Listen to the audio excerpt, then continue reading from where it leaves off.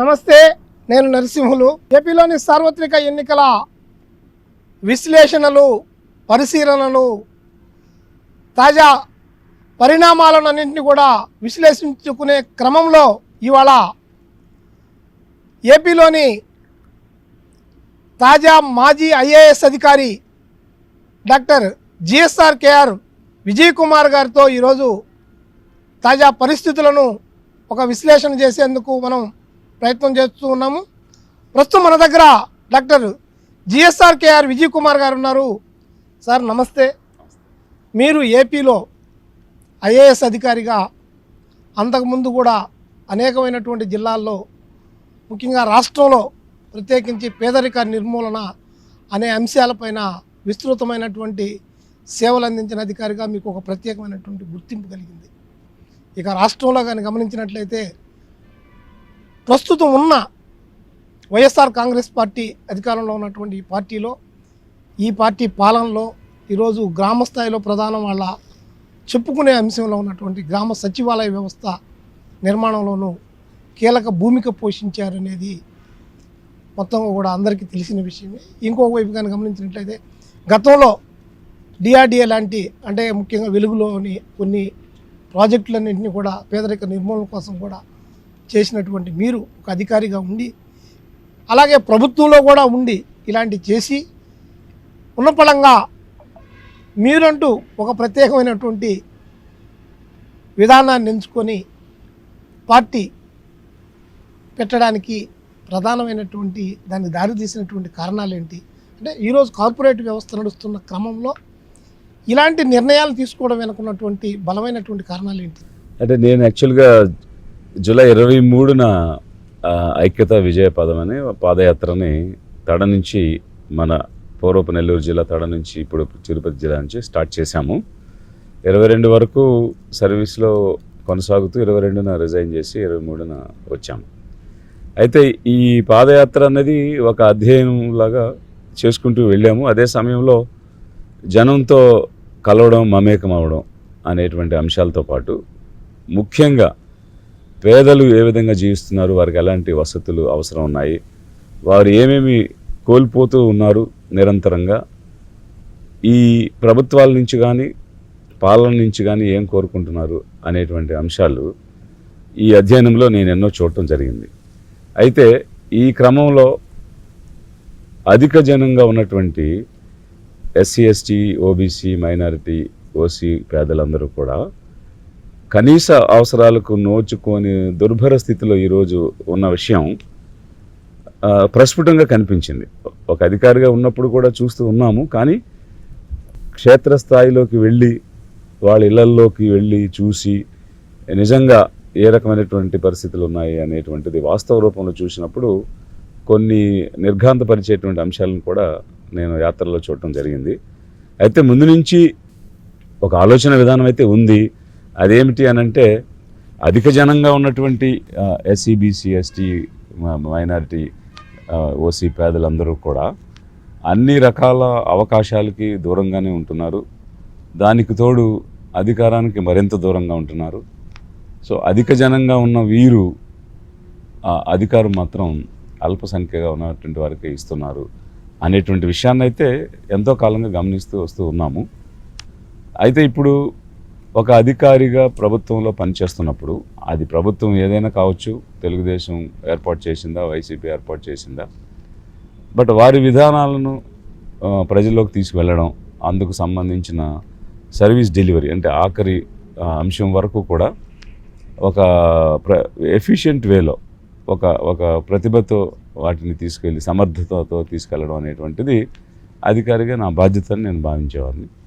అందువల్ల ఆ సమర్థతతో పనిచేయటం అన్న దగ్గర దాచుకోకుండా పనిచేయడం అనేటువంటిది జరిగింది. ఆ విధంగా ఒక అధికారిగా పనిచేశాము. బట్ ప్రజల్లోకి వెళ్ళినప్పుడు చూస్తే అవసరం అనేటువంటిది చాలా బహుగా ఉన్నటువంటి పరిస్థితి చూడటం జరిగింది. మరి అలాంటి పరిస్థితిలో మీరు అన్నట్టు ఇప్పుడు నడుస్తున్నదంతా ఎలక్టోరల్ పాలిటిక్స్ నడుస్తున్నాయి, పవర్ పాలిటిక్స్ నడుస్తున్నాయి. పవర్ అనేది సెంట్రిక్గా పాలిటిక్స్ అనేది నడుస్తుంది తప్ప ప్రజాసేవ అనేది సెంట్రిక్గా పాలిటిక్స్ నడవడం అనేది మనం ఈ మధ్యకాలంలో చూడలేకపోతున్నాం. సో దీంతో ఏమైపోయిందంటే అధికారమే పరమావధి, ఎలాగైనా అధికారం తెచ్చుకోవాలి. అది ఎలా? లంచం ఇచ్చా, లేకపోతే ఆకర్షించా, లేకపోతే ప్రలోభాలకు గురి చేసా, దారి ఏదైనా అధికారం సాధించడమే లక్ష్యం అన్నది నడుస్తుంది. నేను యాత్రలో చూశాను, ఇప్పుడు కూడా వెళుతూ ఉన్నాను. ప్రతి చోట అతి తక్కువగా అంటే 200 రూపాయలు ఇచ్చి ఓటు వేయించుకున్నామని యానాదులు ఎస్టీల్లో ఉన్న వాళ్ళు చెప్తూ వచ్చారు. 2000 రూపాయలు ఇచ్చి ఓటు వేయించుకున్నారని భాగ్యవంతులు చెప్పడం వచ్చింది.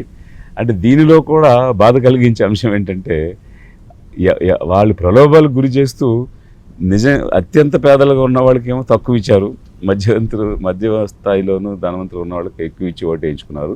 కానీ ఓటు విలువ అయితే ఒకటే, వారేసిన ఓటుకి వీరేసిన ఓటుకి విలువ అయితే సేమ్. అది కూడా ఒక వివక్షే. వీళ్ళు విలువ కట్టడంలో కూడా తేడా చూపిస్తున్నారు. ఆ విలువ కట్టడంలో కూడా వివక్ష పాటిస్తూ ఉంది సమాజం అన్నదానికి ఇదొక నిదర్శనం. కొనుగోలు శక్తి పెరుగుతుంది అని కూడా పాలకపక్షం ఈరోజు అంటే దాదాపు 2 లక్షల కోట్ల పైగా మేము నేరుగా పేదలకు ఇచ్చాము కాబట్టి మనిషి సామాన్యుడి యొక్క కొనుగోలు శక్తి పెరుగుతుంది. కొనుగోలు శక్తి పెరిగినప్పుడు వాళ్ళలో ఆత్మస్థైర్యం వస్తుంది, ఆత్మగౌరవం కూడా పెరుగుతుంది. కాబట్టి మేము అది చేస్తున్నామని కూడా ఈరోజు ఒక పార్టీ చెప్తుంది. ఇంకో పార్టీ కూడా దాదాపుగా అదే వెనక ముందు చేసుకొని ఈరోజు అలాంటి విషయాలే మేనిఫెస్టోలో పెట్టింది. ఇక్కడ ఏంటంటే అన్నీ వివరించి జనాలకి చెప్పే సమయము వాళ్ళు వినేటువంటి పరిస్థితి కూడా ఉండదు. కాబట్టి ఏదో ఒక జార్గన్, ఒక కొత్త పదం వాడేసి ఇది పెరుగుద్ది అని చెప్పేస్తే నిజం అనుకుంటారేమో అని అనిపిస్తుంది.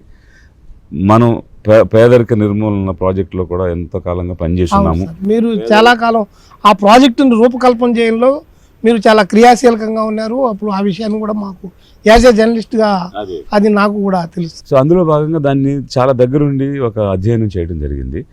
పేదవారికి మొదట కన్జంప్షన్ నీడ్స్ ఉంటాయి. అంటే వారు ఇమ్మీడియట్ నీడ్స్ ఏదైతే అవసరం ఉందో, అంటే ఈరోజు భోజనం కావాలి, కన్జంప్షన్ కావాలి, ముందు భోజనానికి అవసరం ఉంటాయి. భోజనం తీరితే ఆరోగ్య అవసరాలు ఉంటాయి, విద్యా అవసరాలు ఉంటాయి, చిన్న చిన్న కార్యక్రమాలు, అంటే పిల్లలు పెద్ద అయితే పెళ్ళిళ్ళు చేస్తారు, మనిషి చనిపోతే కార్యక్రమాలు చేస్తారు. ఇవన్నీ కన్జంప్షన్ నీడ్స్. ఈ నీడ్స్ ఫుల్ఫిల్ కాకుండా వేరే ఇన్కమ్ జనరేషన్ అనేది సాధ్యం కాదు. అసలు తినడానికి తిండి లేని డబ్బు వస్తే మొదట ఏం చేస్తారు? ఆ డబ్బుతో తినడానికి ప్రయత్నం చేస్తారు. ఆకలి తీరితే బట్టలు కొనుక్కోవడానికి ప్రయత్నం చేస్తారు. బట్టలు కూడా ఉంటే ఇంటిలో కావాల్సిన వస్తువుల కోసం ప్రయత్నం చేస్తారు. సో ఇవన్నీ కన్జ్యూమ్ అయిపోతాయి, అంటే వాడుకలోకి వెళ్ళిపోతాయి. దానివల్ల కొనుగోలు శక్తి ఎలా వస్తుంది? కొనుగోలు శక్తి రావాలంటే నీకు ఆదాయం రావాలి. ఇన్కమ్ జనరేషన్ లేకుండా, ఆదాయ ఉత్పత్తి లేకుండా కొనుగోలు శక్తి అనేది వచ్చే అవకాశం రాదు. రీసైక్లింగ్ అనేది లేదు కదా. కన్జంప్షన్ అంటే అది ఖర్చు అయిపోతుంది, పునరుత్పత్తి లేదు. పునరుత్పత్తి వచ్చినప్పుడు నీకు కొనుగోలు శక్తి వస్తుంది. ఇప్పుడు మీరు 1 కోటి రూపాయలతో ఒక చిన్న పరిశ్రమ పెట్టారు, దాని మీద ఉత్పత్తి చేస్తారు. ఉత్పత్తి చేసిన ఉత్పత్తిని అమ్ముతూ ఉంటే లాభం వస్తూ ఉంటుంది, మళ్ళీ ఉత్పత్తి అది కొనుగోలు శక్తిని పెంచుతూ ఉంటుంది. దాన్ని అంటే నేను చిన్న ఉదాహరణ, నేను ఎస్సీ కార్పొరేషన్లో వర్క్ చేసినప్పుడు ఇలా 1,00,000 రూపాయలు ఇచ్చి గొర్రెలు బర్రెలు ఇస్తుంటే వాళ్ళు పేదలు ఎలా పేదరికం నుంచి పైకి వస్తారు? 2 బర్రెలు కొనుక్కుని వాళ్ళు ధనవంతులు కాలేరు కదా. ఏదైనా నెల ఆదాయం వచ్చే దారి చూడాలని కొంత పరిశోధించి అప్పుడున్న ప్రభుత్వాన్ని ఒప్పించి ఒక్కొక్క యువకుడికి ఇన్నోవా కారు 20 లక్షలు పెట్టి కొనిచ్చాం. సో నేను మొన్న వెంకటగిరిలో ఈ యాత్ర కోసం వెళ్ళినప్పుడు ఒక అతను చూసి గబగబా నా దగ్గరికి వచ్చి విష్ చేసి, సార్ నేను ప్రవీణ్, ఆ రోజు నాకు కారు ఇచ్చారు సార్ మీరు, ఆ కారు నేను నడుపుకుని సేవింగ్స్ చేసి ఇంకో కారు కొన్నాను సార్. ఇప్పుడు ఆ 2 కారులతోటి 3వ కారు కొని చిన్న ఏజెన్సీ పెట్టాను. అసలు ఐ వాజ్ షాక్డ్ అనమాట. మనం అనుకున్నది ఏంటంటే ఒక కారు ఇస్తే నెలకి 20,000 మినిమంగా మిగులుతాయి, ఆ కుటుంబం బ్రతుకుద్ది అనుకున్నాం. అతను కొంచెం ఎంటర్ప్రెన్యూర్ స్కిల్స్ ఉన్నాయి కాబట్టి ఈరోజు 3 కారులు ఒక ఏజెన్సీగా పెట్టి, మనం ఇచ్చిన కారు కాక 3 కార్లు ఒక ఏజెన్సీగా పెట్టి నడుపుతున్నాడు. కనీసం అంటే నెలకు 50,000 సంపాదిస్తున్నాడు. ఇంకొద్దరికి డ్రైవర్లుగా కూడా కొంత ఉపాధి, ఇంకో 2 ఉపాధి ఇచ్చాడు. సో అది ఉత్పత్తిని పెంచడం, కొనుగోలు శక్తిని పెంచడం అంటే అది చేయాలి. మీరు నెలకి 1,500 ఇస్తే అది 3 రోజులకో 4 రోజులకో అయిపోద్ది. ఆ తర్వాత మిగిలిన 20 రోజులకి ఏమొస్తుందని ఎదురు చూడాల్సిన పరిస్థితి ఉంది. అది తప్పు. ఇప్పుడున్న వైసీపీ ఆ విధంగా చేస్తుందని విమర్శించిన తెలుగుదేశం కానీ బీజేపీ కానీ ఈరోజు వారి మేనిఫెస్టోలో మళ్ళీ తిప్పి మాటలు మార్చి 18,000 వైసీపీ ఇస్తానంటే 1,500 నెలకి మేము ఇస్తా ఉన్నారు. నెలకి 1,500 × 12 అది 18,000 కదా. ఇది 18,000. మాటలు మార్చి అంకెలు మార్చి అదే ట్రాప్లో వీరు కూడా పడ్డారు. ఎందుకంటే ఏదో రకంగా ఆకర్షించాలి, అధికారం సాధించుకోవాలి, అంతే. అదే టార్గెట్, ఇన్స్టెంట్గా పవర్ రావాలి అంతే తప్ప పేదరిక నిర్మూలించాలనేది కాదు. ఈ పవర్ పాలిటిక్స్ ముందు సొంతగా పార్టీ పెట్టి చేయగలరా? అసలు ఆ ధైర్యం ఎలా వచ్చింది? సాధ్యమేనా అంటే ఖచ్చితంగా సాధ్యమే. ఓన్లీ సమయం అనేటువంటిదే ఎప్పుడు అన్నది ఖచ్చితంగా చెప్పలేం, కానీ బట్ అసాధ్యమైతే కాదు. అది నేను నొక్కి ఒక్కడి నుంచి చెప్పగలను. నేను జనంతో నడిచాను, జనంలో చూశాను కాబట్టి ఇలాంటి సాహసం చేయడం వెనక ఉన్న ధైర్యం. మీరు అన్నట్టు ఈరోజు అన్ని కార్పొరేట్ పవర్ పాలిటిక్స్ నడుస్తూ ఉన్నాయి. అయితే వారికి ఉన్న బలం ధనం. సో ధనబలంతో దేనైనా సాధించవచ్చు అని దే బిలీవ్ ఇన్ మనీ. ధనం అనే బలాన్ని నమ్మి వారు ఈరోజు పాలిటిక్స్ చేస్తున్నారు. కానీ అదంతా ఆర్టిఫిషియల్, కృత్రిమమైంది ధనం అనేటువంటిది. అది శాశ్వతమైనది అయితే కాదు. ఒకసారి గెలవచ్చు, రెండుసార్లు గెలవచ్చు, కొంతకాలం గెలవచ్చు. బట్ నా విశ్వాసం, నా ధైర్యం ఏమిటంటే ఒక్కసారి జనం నిజంగా మనం ఏం కోల్పోతున్నాము అన్న విషయాన్ని గ్రహించగలిగి, అరే మనం ఇంత జనంగా ఉండి, ఇంతమంది ఉండి ఎప్పటికీ పేదలుగానే ఉంటున్నాము, మన కోసం మనం ఎందుకు జీవించకూడదు, మన ఓటు మనం ఎందుకు వేసుకోకూడదు, మన కోసం మనం ఓటు వేసుకుని ఆ అధికారం మనం ఎందుకు సాధించకూడదు అన్న ఆలోచన వచ్చిన రోజు ఈ అధిక జనం ఏకమవుతారు. వారు ధన బలాన్ని అడ్డంగా పెట్టుకునే అధికారం కోసం ప్రయత్నం చేస్తున్నారు.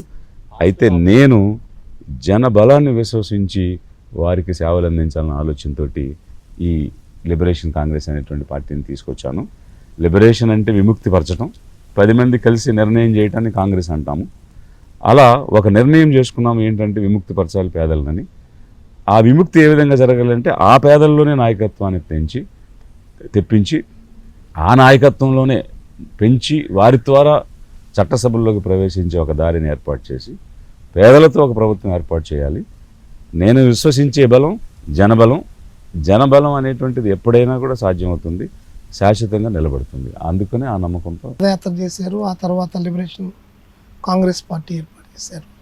ఏకంగా ఈసారి ప్రత్యక్ష ఎన్నికల్లో తిరుపతి పార్లమెంటు స్థానం నుంచి, రిజర్వ్ నియోజకవర్గం నుంచి మీరు పోటీ చేస్తున్నారు.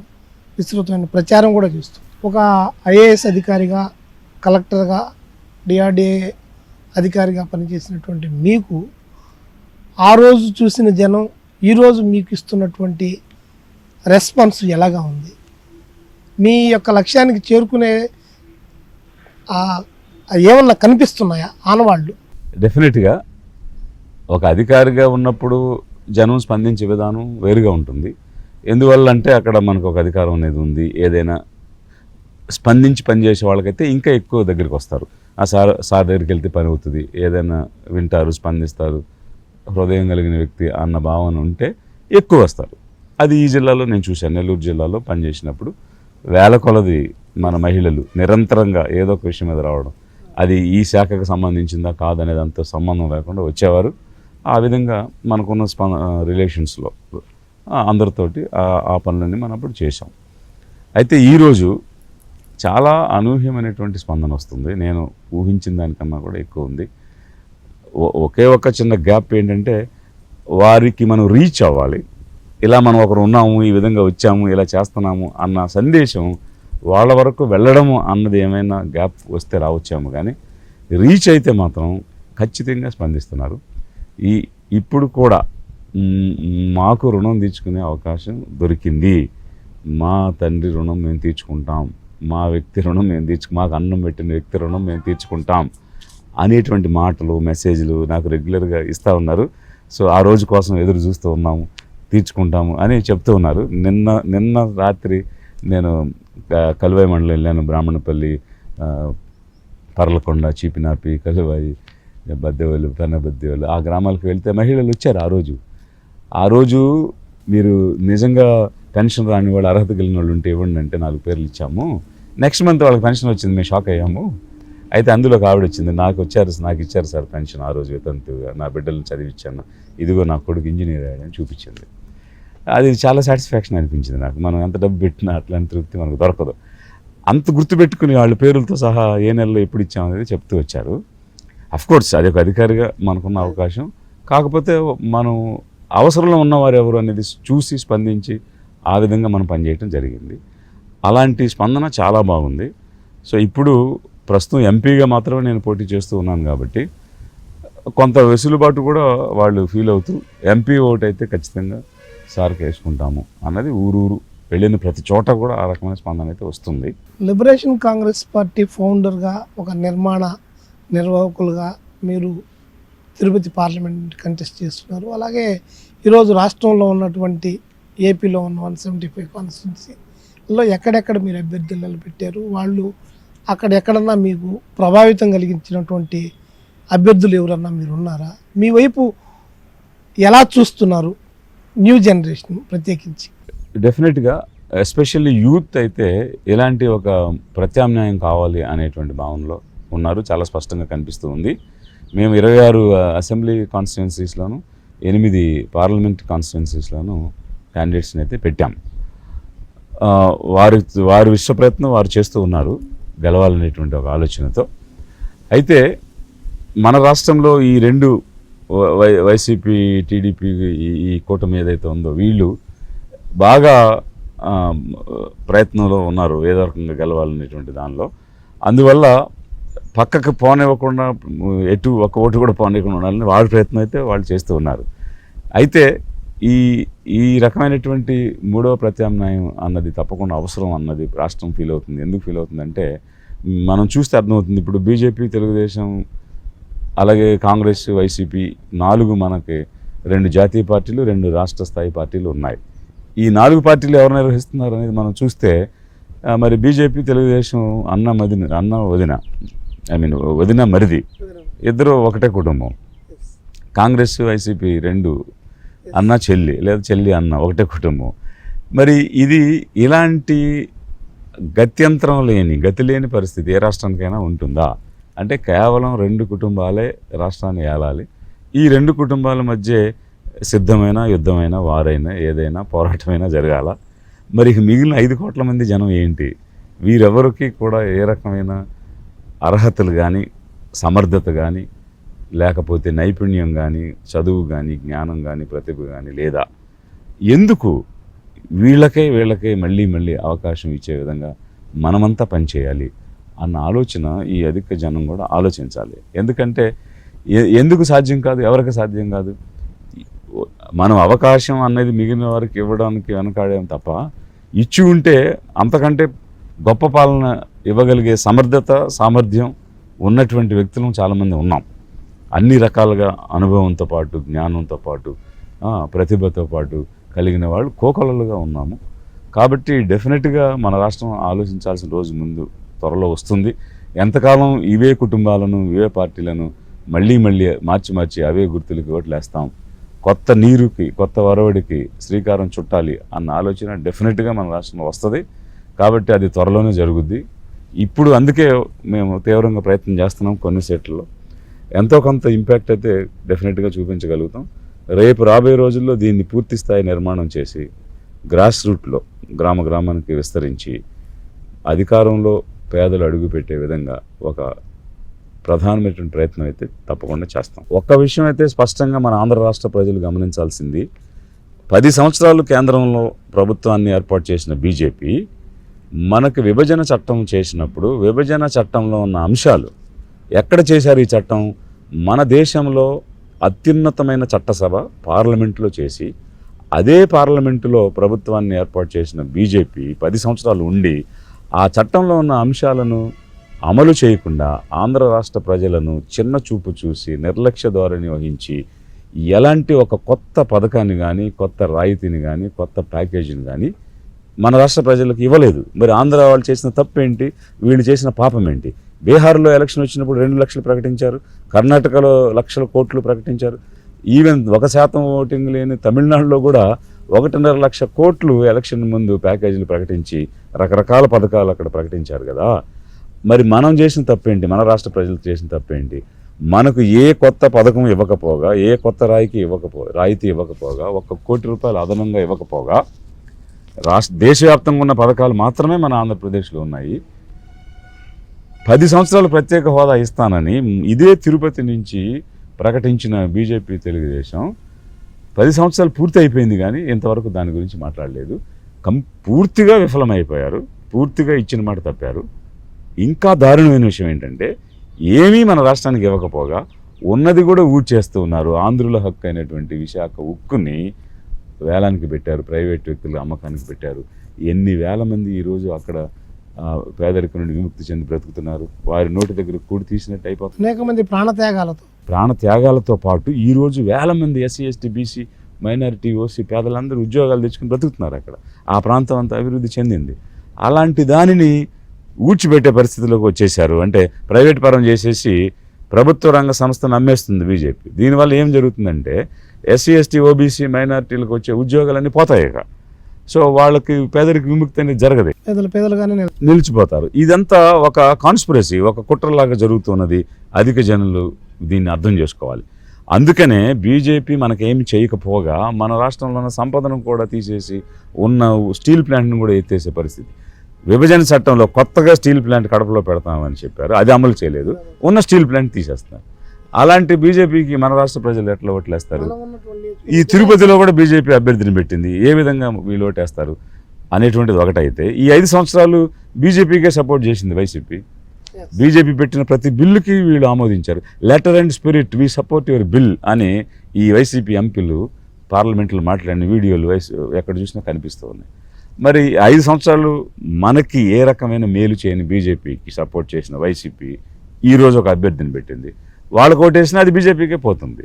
కాబట్టి తిరుపతి పార్లమెంట్లో ఉన్న 17.5 లక్షల ఓటర్లను నేను అభ్యర్థిస్తున్నది ఏమిటంటే, బీజేపీకి కానీ వైసీపీకి కానీ ఓటేస్తే మనకి కీడు చేసిన బీజేపీకే ఆ ఓటు పోతుంది, ఆ మద్దతు పోతుంది. అందుకనే వారిద్దరిని కాదని మూడో ప్రత్యామ్నాయంగా ఒక అనుభవం, ప్రతిభ కలిగిన వ్యక్తిగా మీ ముందుకి 30 సంవత్సరాల ఐఏఎస్ అధికారికి ఈ రాష్ట్రంలో పనిచేసి మీ ముందుకు వచ్చాను.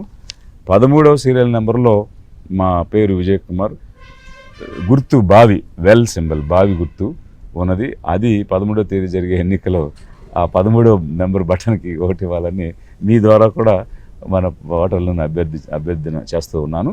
అదే సమయంలో మూడో ప్రత్యామ్నాయం అందుకోసమే నేను చెప్పాను. ఎందుకంటే బీజేపీ మన రాష్ట్రానికి ఎలాంటి మేలు చేయలేదు. అంతర్గతంగా రహస్యంగా వైసీపీ కూడా వాటితోనే ఉంది. డెఫినెట్గా మనకి ఇక్కడ థర్డ్ ఆల్టర్నేటివ్ అనేది అవసరం. అది మేము నిర్మాణం చేస్తాం. ఈ ధనబలాన్ని అధిగమించి జనబలంతో మేము విజయం సాధిస్తాం. ఆ నమ్మకం ఉందా సార్? పూర్తి స్థాయిలో ఉంది. నా నమ్మకం, నా జనం. Sir, thank you sir.